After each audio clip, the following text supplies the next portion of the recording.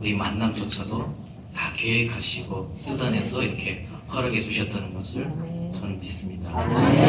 하나님의 예수 그리스도 이름이 아니면, 그리고 하나님의 섭리가 아니면 저와 여러분도 오늘 이렇게 이 자리에서 함께 한다는 것 자체도 정말 불가능한 일이 아닐까 하는 생각을 하게 됩니다.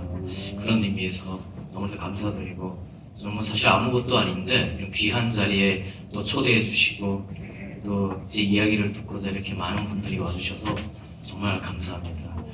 제가 이 임재민 목사님께 부탁을 받고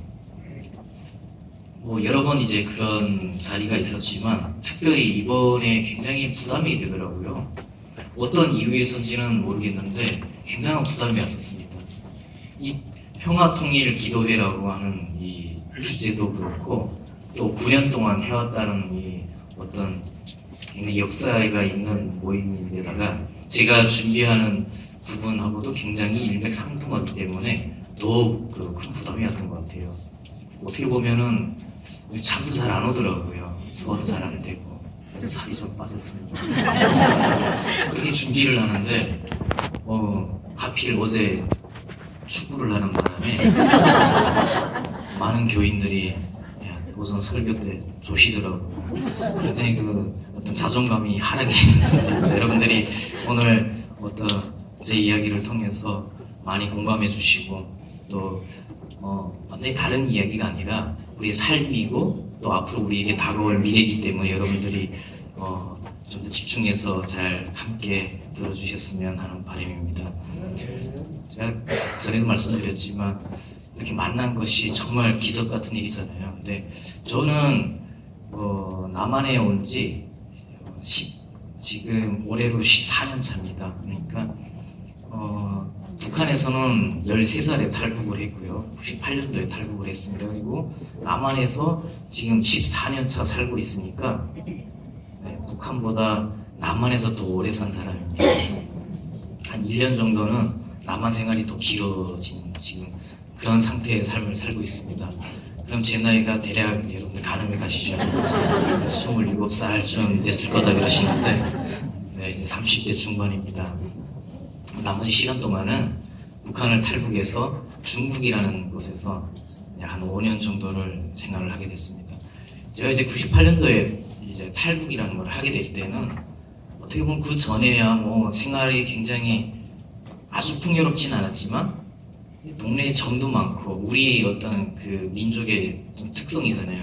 나누는 걸 좋아하고 어울리는 걸 좋아하고 모이는 걸 좋아하고 그래가지고 굉장히 제 동네가 함경북도 어랑이라고 하는 곳인데 그래서 어촌입니다. 바닷가 마을이었는데 동네도 작고 그러니까 더 그런 정이 넘쳤던 것 같아요. 근데 90년도 김일성 죽고 이렇게 되면서 굉장한 경제적으로 어려움이 발생을 하게 된 거죠.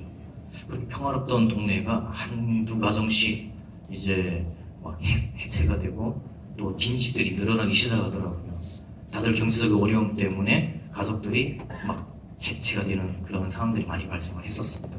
저도 그걸 비켜갈 수가 없었습니다. 저희 집도 저는 4가족이었어요. 제가 맏이었고 제 여동생 하나가 있었는데 2살 터울이었습니다. 근데 부모님이 거의 집에 안 오시더라고요. 이제 식량 구입을 다니시더라고. 여동생과 둘이 이제 생활을 하면서 살았었습니다. 그때 보면 제 나이가 한 10살쯤 됐을 때예요. 그때부터는 부모님이 아예 집에 안 오셔가지고 집에서 여동생을 키워가면서 살다가 그조차도 여의치가 않아서 북한에 또돌이 생활을 아주 길게 하다가 이제 13살 때 제가 탈북했다고 그랬잖아요. 그때쯤에 이제 탈북을 결심하게 되었습니다. 결정적으로 탈북을 결정하게 된 계기는 뭐였냐면 어린 나이니까 두렵고 엄청난 상상도 못할 일이잖아요. 국경을 넘어서 다른 나라를 간다는 것이. 근데 이제 제가 이제 고향에서 도저히 살 수가 없어서 회룡이라고 하는 국경 도시에 가게 되었습니다. 근데 거기 가서 조금 이제 남의 동네에서는 저도 한가닥 하는 도둑질을 좀 잘했던 그런 청년이었기 때문에 이거 대도시를 나가서도 좀 자신이 있었어요. 그래서 여동생을 데리고 아주 오빠니까 또 오빠만 믿더라 이러면서 이제 데려갔는데 도시에 가니까 뭐 이 날고기는 이런 친구들이 너무 많더라고요. 저 같은 거는 뭐 이렇게 어디 들지도 못할 정도로 그러다 보니까 거기에서 적응을 못 하겠더라고요. 심지어 제가 했던 방식은 통하지도 않고요. 그래서 그 또돌이를 이제 하는데 너무나도 이제 비참한 생활을 하게 된 거죠. 10살 언저리 11살이 때 여동생과 둘이 이제 또돌이를 하며 사는데 그때 당시에 이제 겨울이 되면 추우니까 아이들이 잠을 잘 곳이 없었습니다. 특히 가장 힘들었던 대상층이 어떤 사람들이냐면 노인들 그리고 여성들 그리고 아이들이었습니다.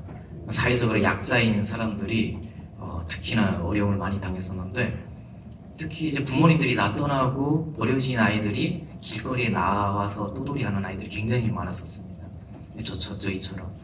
근데 이제 밤에 잘 때 추우니까 겨울 같은 경우에는 이 기차가 북한은 이제 옛날 일제식 기차, 중기기관차라고 그래가지고 석탄으로 불을 지펴가지고 불을 떼면서 그 힘으로 가는 그런 차가 있는데 이제 석탄이 이제 불이 다 타면은 그 재를 이렇게 버려요. 그러면 정말 한 산만한 그런 재를 이렇게 버린 곳이 있습니다.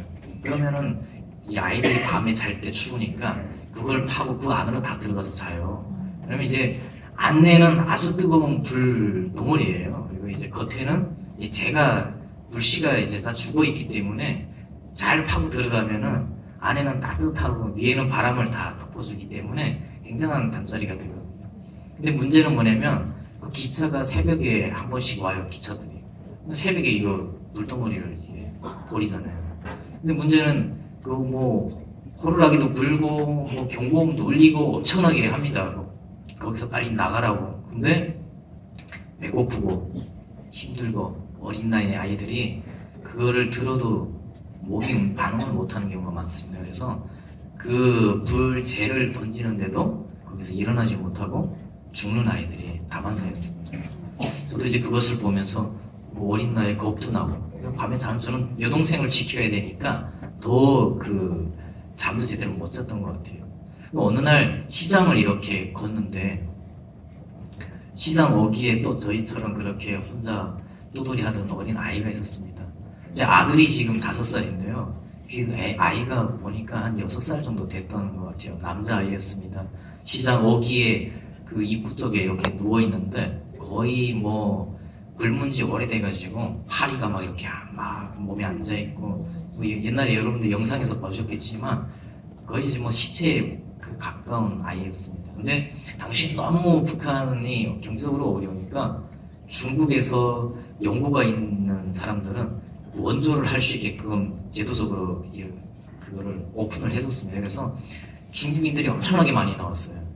그러니까 당시에 뭐 이제 저희 같은 또돌이 하는 아이들이 좀 지나가는데 몸이 좀 뚱뚱하다, 살집이 좀 있어 보인다 그러면 뛰어가서 좀 도와달라고 이제 그렇게 구걸도 하고 그랬어요. 왜냐면 북한 사람이 아닌 거가 티가 나고 좀 뚱뚱하니까. 그 정도로 그 중국 분들이 많이 이제 북한을 나왔었는데 그분들이 이렇게 지나가다 그 아이를 보니까 너무 불쌍하잖아요. 그리고 이제 6살 정도밖에 안 되고 있는 어린애가 이렇게 굶어 죽어가니까 시장에서 빵을 사다가 이만한 한 봉다리를 그 아이한테 이렇게 주고 그분들이 가셨어요. 그 애가 이제 그 빵을 먹으려고 하는데 봉다리를 열더라고요. 근데 너무 이제 뭐 거의 몸이 힘이 없으니까 힘들게 꾸역꾸역 열어가지고 그 빵 하나를 입에 겨우 가져다 대는데 이 애가 먹지를 못하더라고요.